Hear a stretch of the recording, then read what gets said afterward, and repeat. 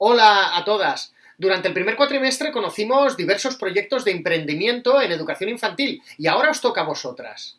Tomando como referencia algunas de aquellas ideas que vimos y concretando vuestras propias inquietudes, deberéis redactar una memoria de un proyecto en donde recojáis una idea. En este vídeo vamos a repasar los apartados fundamentales que deberá recoger vuestro documento. En principio os propongo que recojáis un total de 11 puntos. Una portada, un índice, la naturaleza, la fundamentación, los objetivos y la metodología, que habléis del grupo destinatario, de la temporalización del proyecto, de los espacios y de los recursos y, por último, la evaluación. Estos son los 11 puntos que deberá recoger vuestro proyecto. Y empecemos por el principio, la portada. Esto es lo fácil, pero vamos a hacer las cosas bien. Pensemos que esta es la tarjeta de presentación de vuestro trabajo. ¿Y qué debe contener nuestra portada? Pues obviamente incluirá el título de vuestro proyecto, que en realidad debe ser la primera identificación de lo que nos vamos a encontrar en el trabajo posterior. Pensemos en un nombre atractivo y que enganche, algo breve y directo redactado a partir de los objetivos que nos planteemos. También podemos poner un eslogan que no aporte nada en relación al contenido. En este caso, añadid un subtítulo más expositivo. También incluiremos ahí un logo. Pensad que la imagen que demos desde el primer momento deberá de ser coherente con el resto del trabajo. También ponemos los datos personales y incluid vuestro curso. Y en la segunda página, como hemos dicho, va el índice. De aquí poco hay que decir. Sí que os recomiendo que a la hora de redactar vuestro proyecto en vuestro procesador de textos habitual, generéis el índice de manera automática con la herramienta insertar índice o tablas. Ya lo veremos. Y ahora empezamos con los contenidos del proyecto de verdad. El tercer punto es la naturaleza. Se trata de una presentación del proyecto en donde se exponen los aspectos más significativos. Para la redacción de vuestra naturaleza deberéis indicar 4 aspectos. En primer lugar, una descripción general, en donde indiquéis el nombre del proyecto, las razones que lo motivan y las ideas fundamentales. Un espacio dedicado al grupo destinatario, explicando brevemente el perfil de las personas, de los niños y niñas al que os dirigís. Y digo brevemente porque, como veremos más adelante, ya dedicaremos un epígrafe entero al grupo destinatario. La ubicación, en donde indiquéis la localización geográfica donde se desarrollará vuestro proyecto y, si acaso, una descripción de la ubicación. Y los responsables del proyecto, es decir, quién lo realiza, quiénes son las autoras. En el documento en PDF que os he adjuntado, este apartado finaliza con un par de recomendaciones. Sed concretas para evitar que se nos vaya mucho lo que queremos decir y además tratad de redactar despertando el interés de quien lo vaya a leer. Y seguimos avanzando y nos centramos ahora en la fundamentación o justificación del proyecto. Aquí tenemos que indicar las razones que motivan nuestro proyecto. ¿Somos capaces de explicar que nuestro proyecto es imprescindible para el ámbito a donde lo queremos ofrecer? ¿Cómo lo haríais? Se trata de responder al porqué de nuestro proyecto. Os propongo dividir esta fundamentación en 3 subapartados. Primero, la fundamentación desde la realidad demanda, en donde indiquemos 4 puntos. En primer lugar, la situación de partida, en donde expliquemos cuál es la situación de donde vamos a salir, de donde partimos. En segundo lugar, un análisis de las causas y consecuencias que éstas provocan. En tercer lugar, esas razones por las que nuestro proyecto se debe considerar necesario. Y en cuarto lugar, la argumentación de la viabilidad de nuestro proyecto. Un par de consejos para este apartado de la realidad demanda. Incluid datos concretos, esto por un lado. Y por otro lado, entre esos datos, tratad de poner datos estadísticos. En la fundamentación o justificación también hablamos de una fundamentación jurídico-normativa, en donde hay que reflejar la legislación necesaria para poner en funcionamiento el servicio que ofrecemos. En esta parte hay que centrarse en al menos 2 apartados. Por un lado, la forma jurídica que vamos a utilizar para poner en marcha nuestro proyecto y, por otro lado, la legislación que hace referencia a la idea que vamos a implementar. Y aquí en la fundamentación también hablamos de una fundamentación teórica, en donde hay que citar autores con citas literales debidamente referenciadas, obviamente. Vale, y llegamos a los objetivos. Tened siempre en cuenta 6 características que deben contener los objetivos. Los objetivos deben ser reales, concretos, coherentes, motivadores, proporcionados y evaluables. Enunciaremos unos objetivos generales, no os paséis, solo unos pocos, 3 o 4 como muchísimo. Y esos objetivos generales se concretan en unos específicos.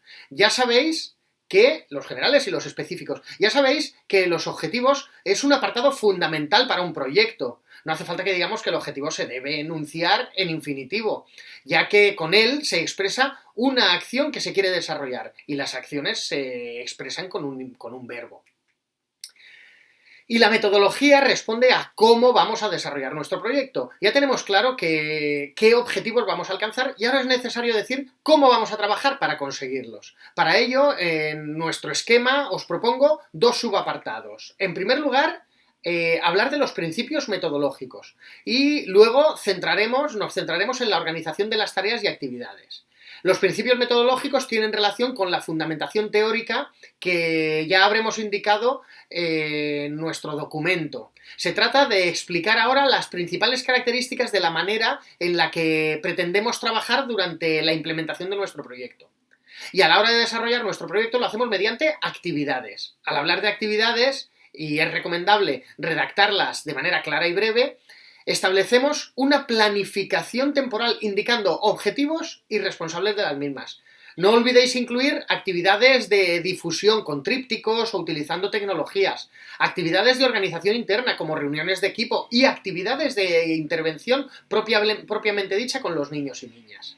Y finalmente es recomendable recoger todos los datos de las diferentes actividades en fichas resumen que dejan claro todo el proceso. Hablemos ahora del grupo de niños y niñas al que nos dirigimos. En este apartado no os limitéis exclusivamente a describir los destinatarios directos, es decir, debemos hablar de destinatarios indirectos sobre los que la acción afecta, aunque en principio no va dirigida a ellos, como por ejemplo las familias o el entorno, y por supuesto hablamos de los destinatarios directos, que son los niños y niñas sobre los que se aplica el proyecto en toda su amplitud.